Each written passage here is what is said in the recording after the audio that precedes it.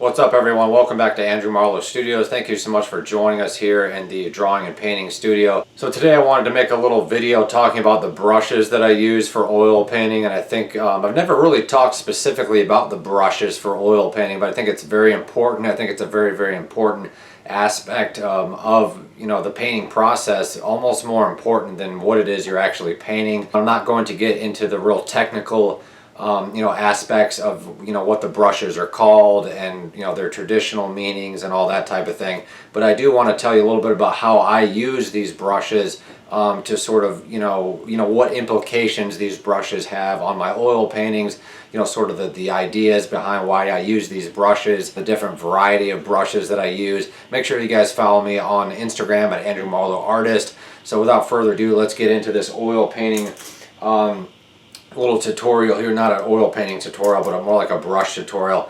And I keep my brushes in this little turpentine container here.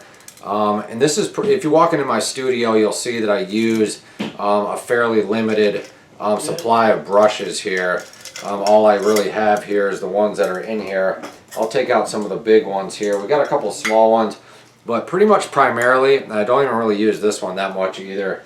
The only oil paint brushes that I really use on a regular basis are these right here. Kind of hard to see. That's a little better. But I use this really big brush for the beginning stages when I'm blocking in the paint.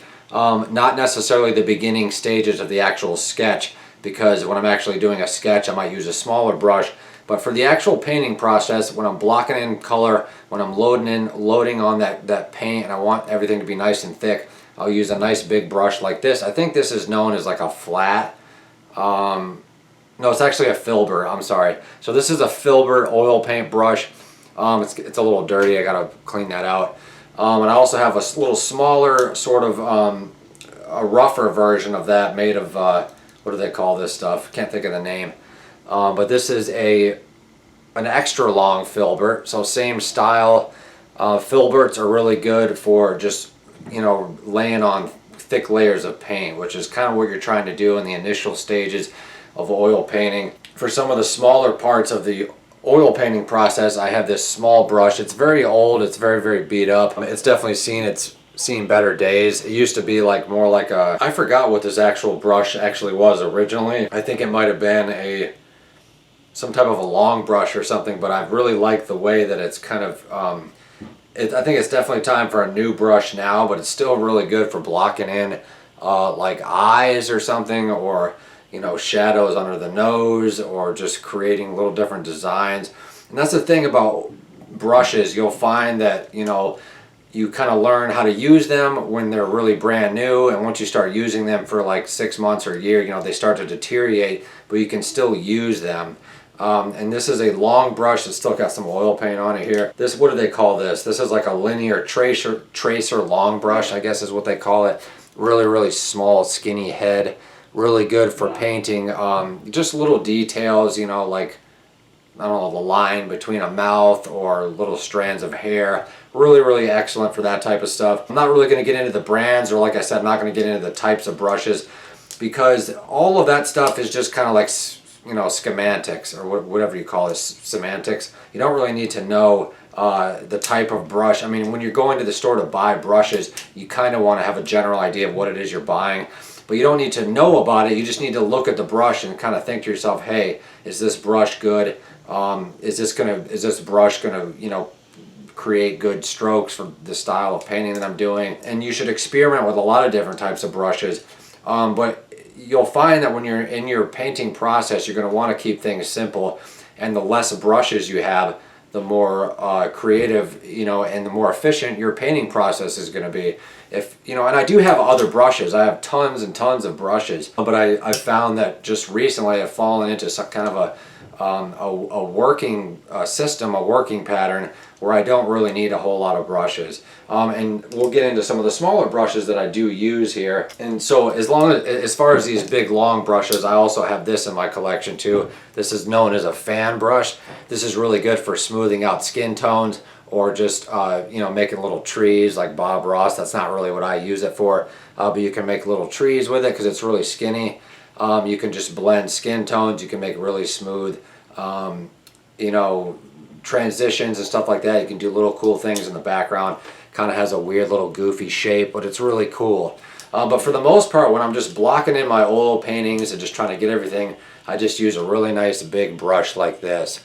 And I've seen other painters like Lena Danya, for example, she kind of uses smaller brushes like this to do her paintings, like all of her paintings from what I've seen, which is really cool. So it all kind of depends on how you prefer to blend paint. It all kind of prefers on what your working method is, the sizes of your paintings, you know, what kind of technique you're using, what kind of ground you're trying to cover. Are you doing glazing, or are you doing more, you know, impasto, alla prima type stuff? Are you doing a combination of the two? So these are the large brushes. So let's talk a little bit about the small brushes here. This is a really tiny, it's just called a Elite Princeton brush. It doesn't even have, it's another liner brush.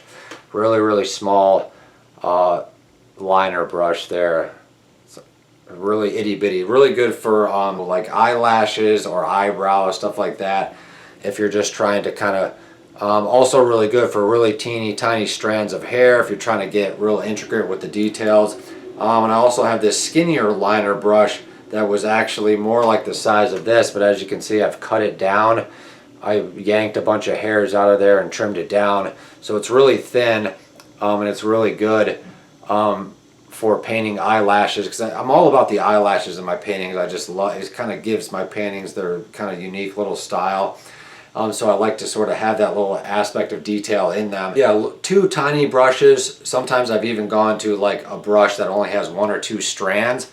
That's also really effective as well. And I also have this really big brush from when I'm blocking in stuff, maybe to like prime a canvas or for varnishing, that kind of thing. This is kind of like a Bob Ross style brush. I don't really have any use for this in a general painting sense. They're just a little bit too, like, you know, I feel like I'm painting a house or something with this. And it's just a little too broad, but I definitely use this for backgrounds if I want kind of like a sort of a, you know, a Bob Ross-esque sort of background, or if I'm varnishing, like I said, or if I'm priming a canvas and I want real smooth strokes or something like that. This is really good. Also for just dusting off your paintings before you varnish. This is a great brush just to kind of get things off. And of course we have our palette knife. I don't really paint with my palette knife that much, but I do a heck of a lot of mixing with the palette knife. So I hope you guys enjoyed this little mini sort of, you know, detailed tutorial, so to speak, on brushes for oil painting. Everybody's got their brushes that they like. Maybe I'll do a full extensive tour of my complete brush collection. But it's not really how expensive the brush is. It's not really what brush it is. It's not really the brand of the brush. It's more about how you use that brush. But I do recommend, you know, getting a nice brush. And that might mean that you can only buy a brush like maybe once a month or once every 2 months, because brushes are very expensive. You know, a nice brush like this might be $20 or something, you know, but to me that's worth it. You know, I can spend $15–20 on this, and I'll have it for quite some time. I could use this brush for like at least another year or two. Eventually it's going to go bad depending on how you take care of it and all that good stuff. But take care of your brushes as much as possible. And yeah, if you're painting in the studio a lot, I recommend getting long brushes. You know, brushes where you can kind of get back like this, or you can also choke up on the brush and kind of go like this. You don't always want to be using little handheld brushes like this, although these are really good for certain things. You want to have a nice variety of oil paint brushes. So maybe next time we'll get into some of the mediums that I use. Hope this video was helpful. There's different types of strokes that you can make with these brushes. You know, this is really good for just laying on flesh tones for my portraits, laying in the contours of the body, and it's really smooth too. For a while I was just using what is the name of this material? I can't think of it. Oh, man. A bristle brush. What the heck is wrong with me? Okay, so yes, this is a bristle brush, and these are really good for like the old, just blocking in color, like the first layer of paint, second layer of paint. Really good. But if you want to get a little bit smoother, you might want to get a nice synthetic brush like this. But this is not your typical really super duper soft synthetic. I think it's synthetic. It might actually be something else, because it's really good quality. A lot of the synthetic brushes I don't like because they're too smooth and they leave like this really smooth little patchy thing all over your painting. But yeah, you're going to want to have a nice combination of the the really old school material, bristle brushes, and maybe a synthetic brush if it's nice and solid. And then you're going to want to have something a little bit smaller, a little bit, half the size of these brushes that you're using, something a little more like this. Then you're going to want a nice little long thin brush, for doing strands of hair, or just little contours, little cracks in between fat rolls, or whatever the heck it is you're doing.